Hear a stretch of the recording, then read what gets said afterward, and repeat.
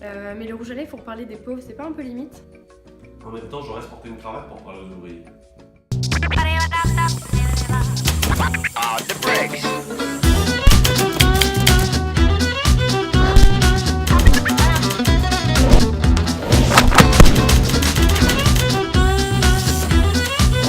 Dame les gens. Non, je plaisante. Aujourd'hui, on va parler des classes populaires. Et pour parler d'elles, on va parler de deux livres qui font l'actualité et d'un livre qui est un classique du catholicisme social. Catholicisme social, on va l'abréger par Bolshocazo. Eh bien, ces Bolshocato ont de quoi lire pour finir 2018. On vous explique pourquoi. Le premier bouquin qu'on vous propose, c'est le dernier Jean-Claude Michéa, Le loup dans la bergerie.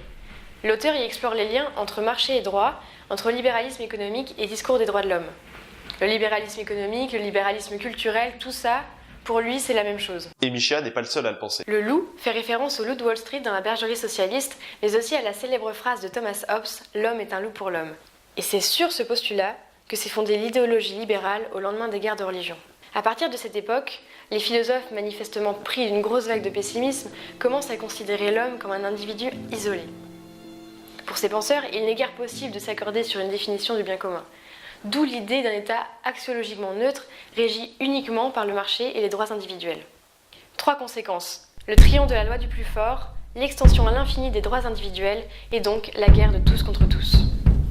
Le problème de cette multitude de droits individuels, c'est que chacun veut tirer la couverture à soi et crier la discrimination pour demander une reconnaissance propre. Il y a quelques semaines, une députée a même demandé une reconnaissance de la glottophobie. La glottophobie, c'est-à-dire le fait de se moquer d'un accent. Eh voyons donc, ça va-tu pas un peu loin cette affaire? Comme tu dis, ça part un petit peu loin et ça empêche complètement le développement d'une société commune. Ça amène à un abandon du social pour le sociétal.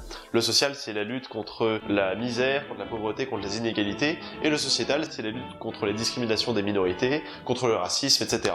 La thèse de Michéa, c'est que la gauche a complètement délaissé le social pour le sociétal. Christophe Guilluy est géographe.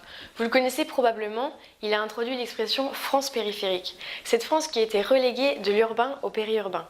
Il étudie depuis 20 ans les classes populaires pour comprendre les mouvements des sociétés. Classes populaires, c'est-à-dire en grande majorité les ouvriers et les petits employés. Dans No Society, Christophe Guilluy nous dit que le peuple est désormais moins visible car il vit loin des grands centres urbains. En se désindustrialisant, les grandes villes n'ont plus besoin d'autant d'employés et d'ouvriers.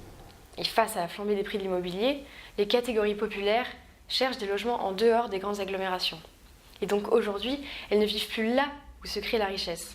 La loi du marché a chassé les classes moyennes précaires. Pour Guilluy, la montée du populisme, c'est-à-dire l'opposition entre les intérêts du peuple et les intérêts des élites, n'est pas simplement conjoncturelle. Elle suit un mouvement qui vient d'en bas, et face à ce mouvement majoritaire, les élites ne peuvent plus ignorer les classes moyennes, d'où l'essor des partis populistes. Il y en a une en revanche qui n'a jamais abandonné les classes populaires, c'est Dorothy Day. Son œuvre, son histoire, ont encore peu traversé l'Atlantique. Mais certains ne l'ont pas oublié, comme le pape François qui en a parlé lors d'un congrès. D'abord militante d'extrême gauche, cette jeune américaine, née à la fin du 19e siècle, se convertit au catholicisme, mais elle ne délaisse pas pour autant son héritage marxiste. C'est au nom de la foi que Dorothy Day a fondé le Catholic Worker, un mouvement catholique ouvrier qui prône la non-violence et l'aide aux plus démunis, et ça c'est une lutte vraiment classe. Une biographie vient rappeler aux catholiques l'importance de hiérarchiser les priorités en se mettant à l'école de Dorothy. Dans Dorothy Day, la révolution du cœur, 3 jeunes plumes rappellent ce que Dorothy avait avant tout dans le cœur. Si la classe ouvrière est perdue, alors le catholicisme se met à tourner en rond. Cette anarchiste américaine est une sorte de cousine spirituelle de Simone Weil. Et son procès en béatification a été ouvert par le pape Jean-Paul II.